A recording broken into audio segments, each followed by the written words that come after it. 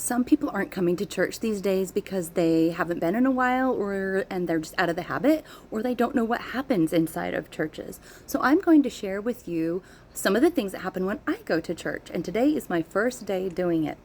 So when I go to church, I go to 2 hours of church. The first hour is called sacrament meeting, where we worship Jesus Christ through taking sacrament, which is the bread and water that symbolizes his blood and body when he died for us on the cross. And in this meeting, there are hymns that are sung, and then we all take of the sacrament and quietly ponder on Christ while we listen to the sacrament prayers. And then we listen to members of our congregation give talks that they've been asked to give. So usually it's like 2 or 3 members of the congregation that share just thoughts about Jesus Christ, and they might be given a topic.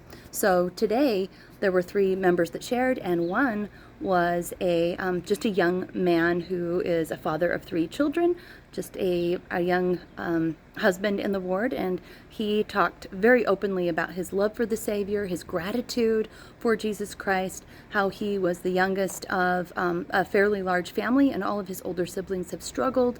He's had one sibling die from some mental health problems, and I believe there was an overdose, and that his knowledge of the Savior has given him a lot of strength. He's seen his brothers struggle with their faith, but also one of them come a lot closer to Christ.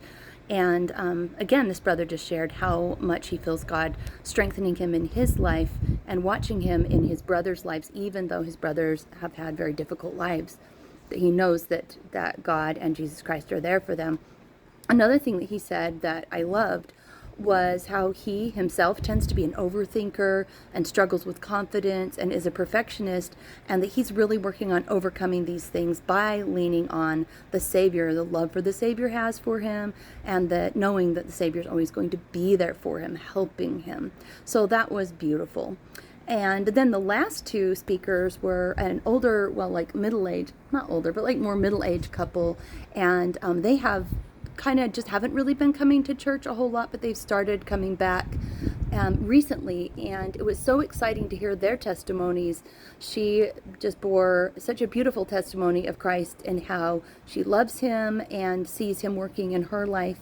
And then the brother who spoke got really emotional, talking about how much he loves this, that the resurrection is real, that we can look forward to being healed in every way, emotionally and physically, and that we really can just look with so much joy forward to that day of resurrection because we know what Jesus Christ did for us. So I was thinking, in sacrament meeting, I bet I heard Jesus Christ's name like 30 times. And to me, that is really important because I don't want to go to church just to chat with my neighbors, although I love to visit the people there because they're great people. But we all have really busy lives. And if we only have a couple of hours out of the whole week to go to church, then we want to make the most of it and talk about Jesus Christ the most that we can. So that was an awesome meeting. The second hour is what's called, for the women, we go to Relief Society. It's just where the ladies meet together, and then the men go to what's called Elders Quorum. And then on the alternating weeks, then we meet all together as adults.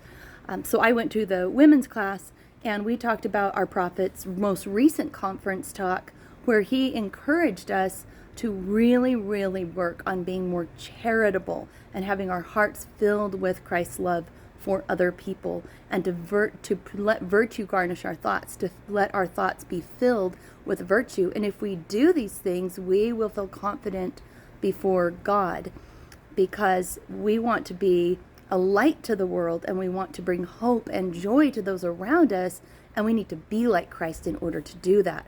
And so we talked about his beautiful conference talk, and I commented on how I really see our prophet helping us overcome our weaknesses, because it was a couple of years ago he asked us to stop being contentious.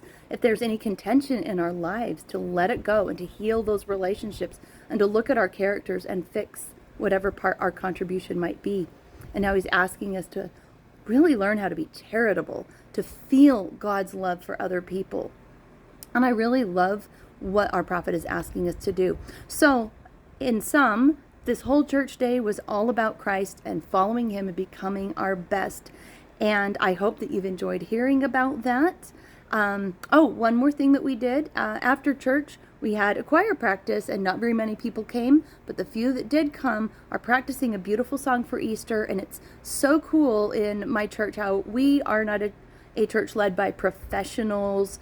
It's just members of our congregation called a ward, and we meet together and all share. So the lady who's conducting the choir was asked to do it, but she does not have a lot of music experience. Well, she doesn't know how to read music, but she sings and stuff. So she asked all of us to help and pitch in, and we do. And it's really wonderful how everyone just pitches in and the song is coming along nicely. But we're doing it as a way to worship and not as a way to like show off or have to be perfect. And I think that's really beautiful.